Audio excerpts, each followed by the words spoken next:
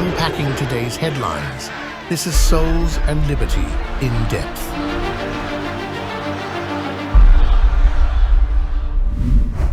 Hello everyone and welcome to In Depth, the production of Souls and Liberty. 54 days to go to the election, and religion coupled with history is certainly playing a role.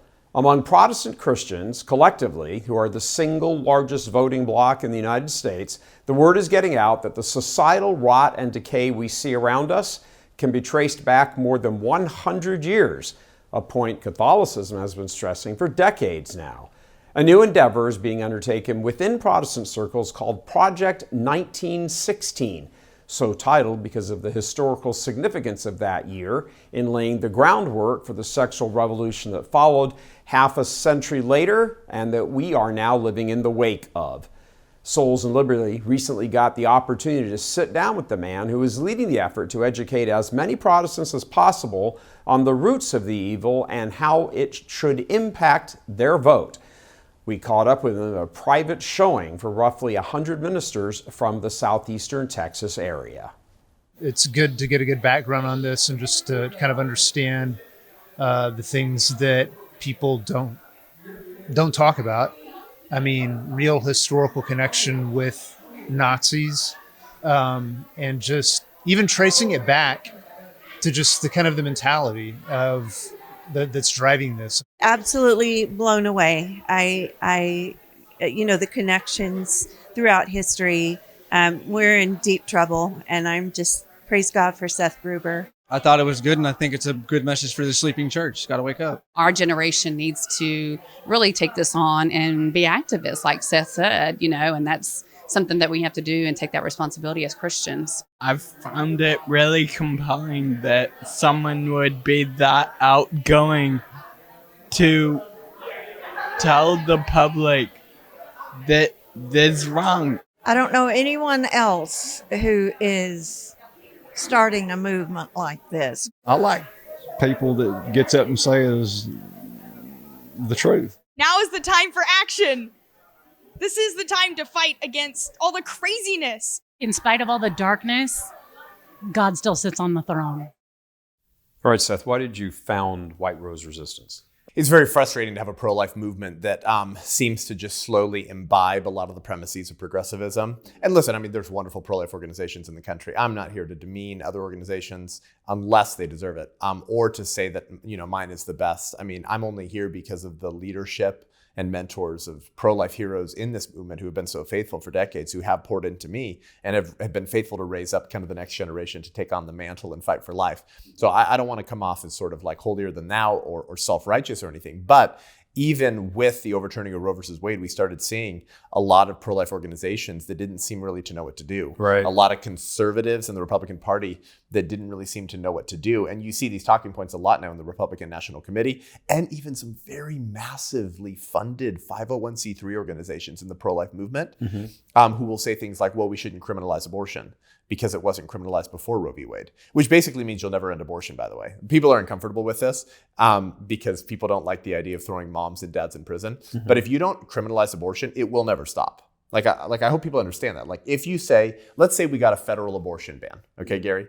Federally banned in all 50 states, but we don't have criminalization, meaning there's no consequences for moms and dads who kill their unborn children illegally, then you're communicating that you can break the law and nothing will happen. We saw this in 2020 when you could rob grocery stores and burn down Minneapolis and Ferguson and nothing would happen. Or Kamala Harris would tweet out a fundraising link to raise money to pay the bail for the rioters and arsonists. Remember some of those grocery stores, some states had legislation that was if you steal under $1,000, there's no penalties whatsoever. So what happened? More of that happened. That's what I'm saying. I'm saying if you say abortion's banned, it's illegal. Oh, but we're not gonna come after moms and dads who kill their unborn children illegally.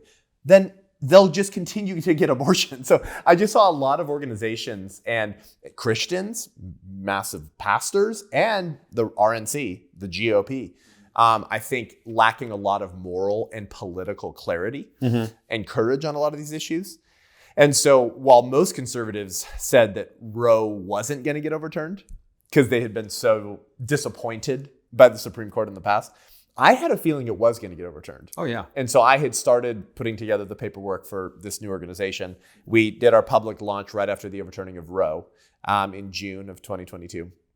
And we're now the fastest growing pro-life organization in the country. So we're a digital media educational organization, but we're also an activism organization. Yep. So we create documentaries, films, literature, courses, curriculum. We do trainings around the country. I'm in a pulpit almost every Sunday of the year.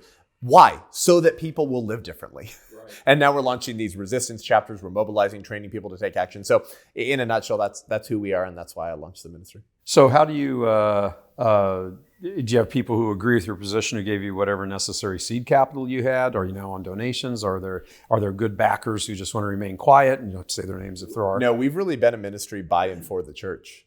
By and for the church. God's blessed us because I believe a lot of believers now recognize that we're in a season of the last stand. And what I mean by that is there is such a thing as a Rubicon line. Mm-hmm. There is a point of no return for a culture, for a polity, for a country. And I think if we're not past that already, we're flirting with that line in America. But a lot of that can be traced back to our tolerance of evil in general. The longer we've tolerated things like child killing, like abortion, like killing babies, the more that's damaged our national consciousness. Meaning, like, we're willing to tolerate a lot more evil in America than we used to. We used to have good standards. Right. And so when Christians abdicate and when they don't get engaged in the culture and the political warfare, the left, who's far more zealous and unyielding and dogmatic for their pagan principles, take up the reins of power that Christians abdicated. And they're more zealous to wield that for wickedness than most Christians are for righteousness, for good ideas, for the kind of ideas that founded this republic. And so we put a lot of the puzzle pieces together on kind of like how we got in this position. And, some of those things are so shocking. Like, there's all these Nazi links with the founding of Planned Parenthood. There's all these like sexual revolution, pedophile revolutionaries of the 20th century who wanted to reduce penalties for sexual criminals, who wanted to normalize adult-child sex. There's so much weird history behind the weirdos of the 20th century. I call them the architects of the culture of death, meaning they really did architect the insanity that's unfolding before our eyes in 2024 at such a rapid rate that has so many of good moms and dads around the country kind of freaked out to hand this country to their children and their grandchildren. What I'm saying is that things happen gradually, then suddenly, just like bankruptcy. Those things didn't just happen like that. They were brewing for decades, and then the dam breaks open. And American Christians are like, how did this happen? Well, it had been happening for a long time, brothers and sisters. Right. You just weren't aware. And so a lot of what we do in the churches we speak at is I kind of connect the dots on how this happened. And some of those answers I provide, bro, I just got to tell you, I don't think there would have been a market or an ear in the church to hear those answers in like 2012 or 2014. No, there wasn't. 2016, I think I would have been labeled an Alex Jones weirdo, conspiracy, tin hat wearing weirdo. But post 2020, when so many Americans, regardless of religious beliefs, started realizing, I think I've been getting lied to about a lot of things. I think there became this awareness. Exactly. Of like, maybe there's more to all this. Maybe there's something going on under the surface that I'm not really aware of. Maybe actually a lot of my elected representatives and three-letter agencies and leaders are a lot more corrupt and evil than I realized. Maybe there is a deeper history to the ideas that have put our culture of death on steroids. And so I began to give those answers to Christians post 2020, post scamdemic. Yeah. And so many people got behind our ministry, and it's mainly just good moms, dads, Christians in churches who say, whatever that guy's doing, whatever that ministry's doing, we need more of that, or else my children are going to be raised in gulags. Yeah. And so unless here's what I'm trying to say.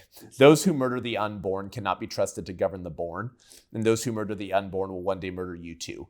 The longer we as Americans tolerate the sacrament of secularism, I call it the sacrament of Satan, abortion, because it says, this is my body, my choice, but Christ said, this is my body, I break it for you. So it's really the upside down. It's the opposite of the gospel. It's the shedding of the blood of innocent babies rather than the willful shedding of the Savior's blood for the forgiveness of sins and eternal life. It's so fundamentally theological. The longer we've tolerated that, the sooner we've discovered that we don't have much of a republic left.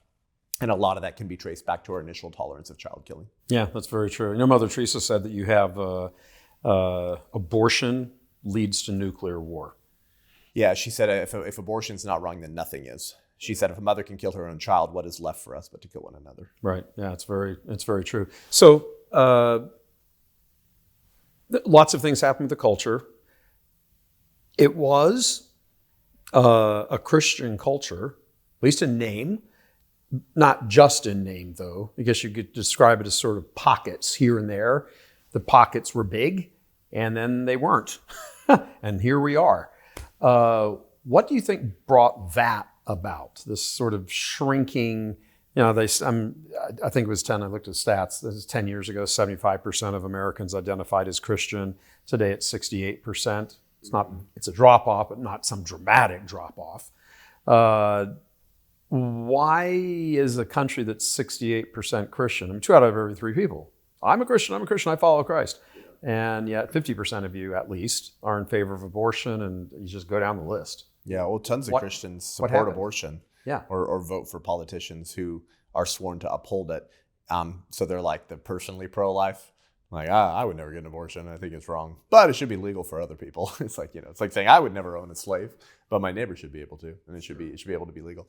A great Protestant preacher, Leonard Ravenhill, said the reason we have so many pygmies in our pews is because we have so many puppets in our pulpits. There we go. And that's probably the most concise answer I could give to your question. It's been said that unless the church flatulent becomes the church militant, it will become the church irrelevant.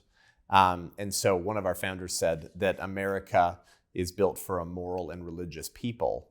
It is wholly inadequate to the governance of any other. Heard that before. So the Christian principles of America are the only basis on which you can maintain this idea of equality before the law and the sanctity of life, and e pluribus unum, out of many one. I mean, unless you're willing to stand by, you don't even have to be a Christian, although I think everyone should become a Christian because it's true. But as long as if you can respect and honor, defend, and stand by the Judeo-Christian faith that built this republic, then we might be able to maintain some semblance of freedom and liberty in America. All of the kooky revolutionaries of the 20th century, a lot of whose story we expose and deeds we expose in my film and book, The 1916 Project. The 1916 Project, which is 1916 is when Margaret Sanger, the founder of Planned Parenthood, opened her first clinic in New York City. That became really the beginning of Planned Parenthood. But, it sounds like you've studied a lot of these people too. One of basically the only common denominator of all of the weird cultural Marxists and secular moral revolutionaries of the 20th century, the thing that unites them is a hatred for Christianity and a belief that it's really the opiate of the people, to quote Marx, that if we could be freed and liberated from our religious hangups, our Christian moral convictions that are keeping people under the thumb of the patriarchy and a theocracy, if we can just defy those religious convictions and limitations, then man and woman will truly be free. But we've seen this play out over and over and over again in tons of civilizations and societies. When a culture goes sexually cuckoo and crazy, it doesn't remain free and sovereign for much longer. And that's one of the things the left understands is how powerful of a driver sex is. Because now listen, I'm not like Kinsey, who believe that like we are sexual beings from birth and that's the truest thing about us. I don't believe that. However, it is true that sex is a powerful aspect of human nature. And the left has understood how to co-opt that and utilize that. So if we can reduce people to their most sexual, animalistic appetites and drives, they'll be easier to control. Because when you're always focused on pleasure, selfishness, and satisfaction, you're not good at governing yourself. Right. You're not truly free.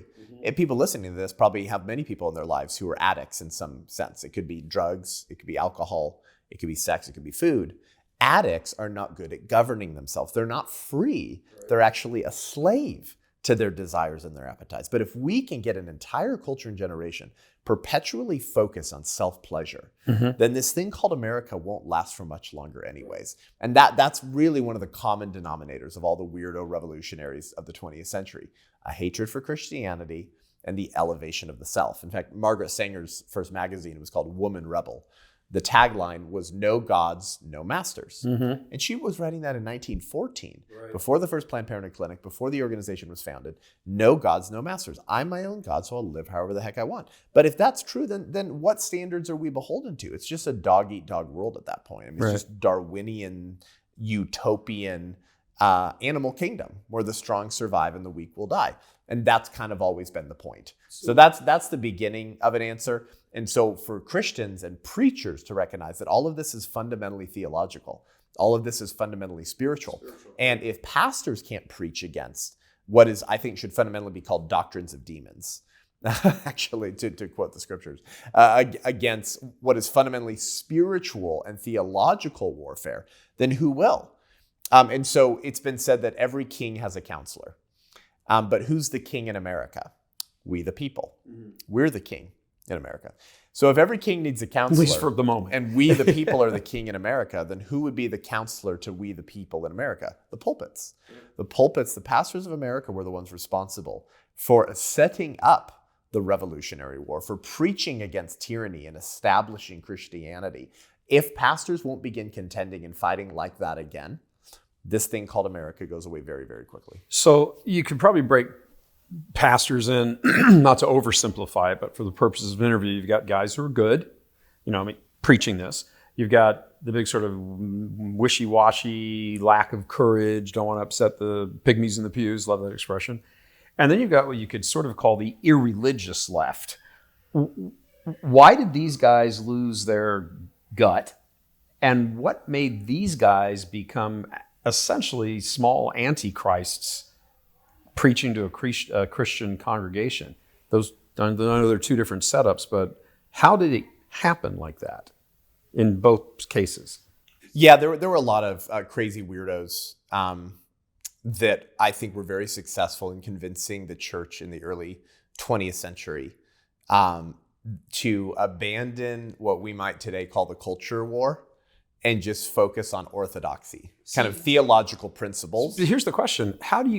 So presuming these guys are all raised theologically sound, which you sort of have to presume they were, maybe they weren't, but what's in them that some snake can come into the garden and convince them, after they know all of this, to take a bite of the fruit? Yeah.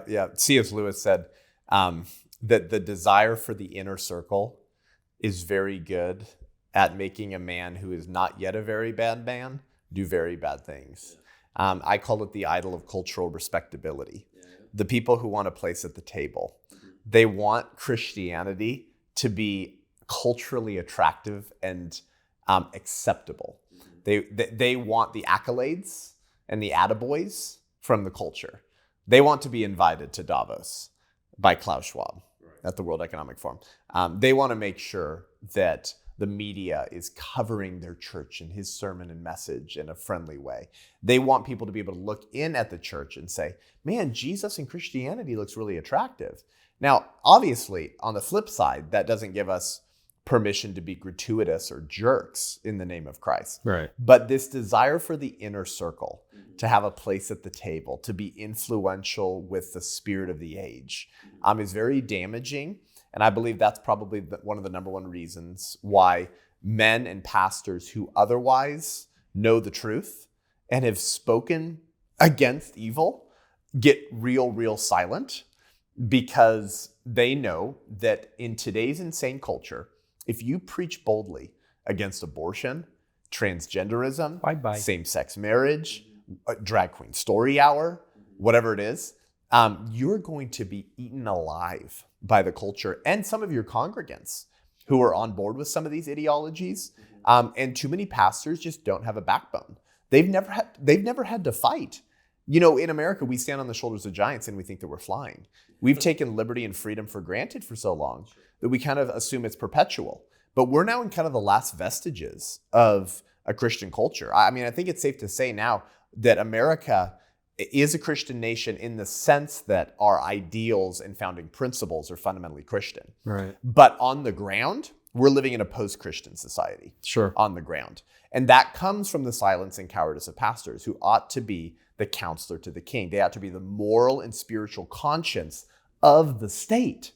And so whether it's wanting to keep your 501c3 status or be invited onto Francis Collins' podcast, which if people don't know, that was Fauci's boss. And Francis Collins at the NIH, he went on to major evangelical pastor podcasts to spout COVID propaganda.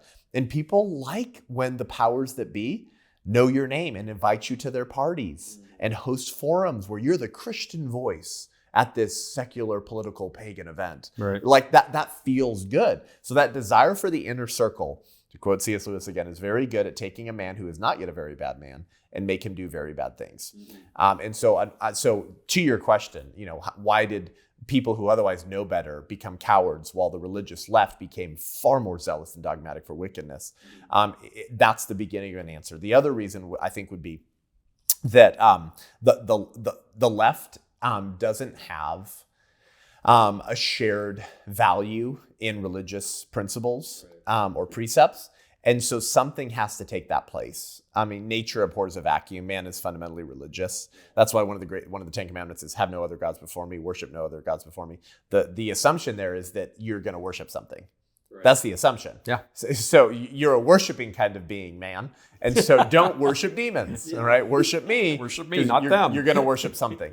And so when the left says, no gods, no masters, I'm not accountable to anyone, I can do whatever I want. Guess what? They don't become less religious. Their religion just becomes far more pagan, weird, kooky, and dangerous. When you strip Christianity out of a culture, we don't all get coexist bumper stickers. We don't enter a utopian, libertarian, everyone's voice in religion gets equal time kind of world. No, we actually just go back to demon worship. Right. And so the left is often far more zealous and passionate for political action because it's their religion. Right. Politics, in a real sense, becomes the left's religion. It's their liturgy. Actually, it's their liturgy. And as conservative Christians have focused just on theological principles, trying to maintain the purity of our gospel and orthodoxy, the left is out there building civilization. Right. And that's one of the reasons that we're in this position. So we begin to tell some of these bad ideas and how this culture was created in this film and book I've just released called The 1916 Project. It's screening exclusively in churches right now. It comes out the first week of October, early October, right before the election, streaming online for the whole world. And the book comes out September 4th. The book, by the way, is called The 1916 Project, The Lying, the Witch, and the War We're In. That's very good. That's very good. So let's get into the film. Motivation is obviously to inform people. You're presenting it to churches. Why? Yeah. I'll speak on behalf of Protestants and evangelicals. Evangelicals are the largest voting bloc in the country, and they show up the worst at the polls. So we are simultaneously the largest and the weakest voting bloc in America. Followed by Catholics. Yeah, and you just think about that and you're like, oh my goodness, this has happened on our watch. This is our fault. Silence equals consent in law. And I think that's also true culturally and politically. If you're silent when you know evil's happening and you don't speak out against it, you don't vote against it, which, by the way, that's like the easiest thing. Like show up at a poll on election day, which now has become election season, but that's a podcast for another time, and just bubble in the person that best represents your Christian worldview. Like that's actually the beginning of what you should be doing, not the end. Like what a laughably easy thing to do. And tons of evangelicals are not even registered to vote. And those that are, about half of them don't vote. It's pathetic. It's ridiculous. So we've allowed a lot of this stuff to happen on our watch. And so I believe that the church in America is a sleeping giant. And if we can awaken and mobilize the church with a vision for righteousness, to use an Old Testament metaphor, to tear down all the high places of child sacrifice, we can fundamentally alter the soul of America very, very quickly. I mean, think to yourself, had that already happened, none of this would be happening. I mean, it's that simple. Yep. Do you think there is, yes. That's why we're releasing the film exclusively in churches before the digital streaming release. Sure. And so hundreds and hundreds and hundreds of churches are screening it around the country right now. Hundreds and hundreds, internationally as well. And anyone can go screen this film at their church, even after it comes out online, by going to the1916project.com. The1916project.com. You can pre-order the book. It's a 75-minute full-length documentary. And I mean, you're going to learn stuff about, Hitler writing fan mail to Margaret Sanger's best friends and financiers, calling one of their books his Bible. People on her board who were part of the KKK. This is the board of Planned Parenthood, by the way. How Planned Parenthood architected the organization that became the pioneer of all the pornographic, kooky sex ed that's bringing angry moms and dads to school board meetings for the last 3 years. It's become like a Tea Party, almost grassroots level movement. All of this goes back to Planned Parenthood. So much of the evil of the 20th century has Planned Parenthood at its very center. And so we say it's not the New York Times 1619 Project that explains our crazy culture today. It's the 1916 Project when Margaret Sanger opened her first clinic. And my contention is that Margaret Sanger is probably the most successful revolutionary leftist of the 20th century whose fingerprints on today's insane culture are greater than any other of her revolutionary forebearers or acolytes of the 20th century. And you know what's so shocking? It's the kind of stuff that gets you labeled a tin hat wearing Alex Jones conspiracy theorist, but we come with all the receipts. You've got the receipts. You've got the and this stuff. is biblical, by the way. God tells his people in Hosea 4:6, my people are being destroyed for lack of knowledge. Right. So knowledge is power. If we can provide knowledge of how all this happened and then cast a vision and a rallying cry for the church to push back and to speak up and to mobilize, then maybe we can turn this country around. Maybe we can finally end abortion. So save the unborn, save the family, save America. That's our mantra. Pretty simple. It's a pretty simple equation because that's the way it used to work. This isn't made up. This is what it was. That's right. One last question. It's almost shocking to get your brain around the fact that we're only talking about 100 years. Yeah, that's right. all this has been. 2,000 years of Christian history. And a collapse in 100 years. Yep. What happened? Yep. That's because ideas have consequences and bad ideas have victims. And boy, has that proven more true in the last 5 or 10 years in America. My goodness. I think most Americans are waking up and saying, like, what happened to my country? Like, why is there porn in the schools? It's literally, it's just like pornographic cartoon drawings and it's called sex ed or it's in the school libraries. I think people are watching the Democrat Party pushing for codifying abortion through point of birth at different state level constitutions because of the overturning of Roe. It goes back to the states. And a lot of like lifelong voting Democrats are like third trimester abortions when the baby can just be delivered at that point and put up for adoption. Like third trimester, what's wrong with you? It's not just conservatives. I think a lot of people are just going like, what the heck is going on in my country? And so it's time for people to humble themselves and say, maybe I don't know everything. Maybe I've been being lied to about things for a long time. And there's sort of a deeper history and agenda behind a lot of this culture. So we tried to begin providing some of those answers in the film and book. But yeah, you're right. It's shocking how quickly a few intellectuals sharing some bad ideas becomes ensconced in our universities through legislation to fundamentally redefine the family, life, marriage, gender. Wow, that happened quick. Yeah, that's right. Did. Because things happen gradually, then suddenly, just like bankruptcy. Absolutely. That's well put. Any closing thoughts?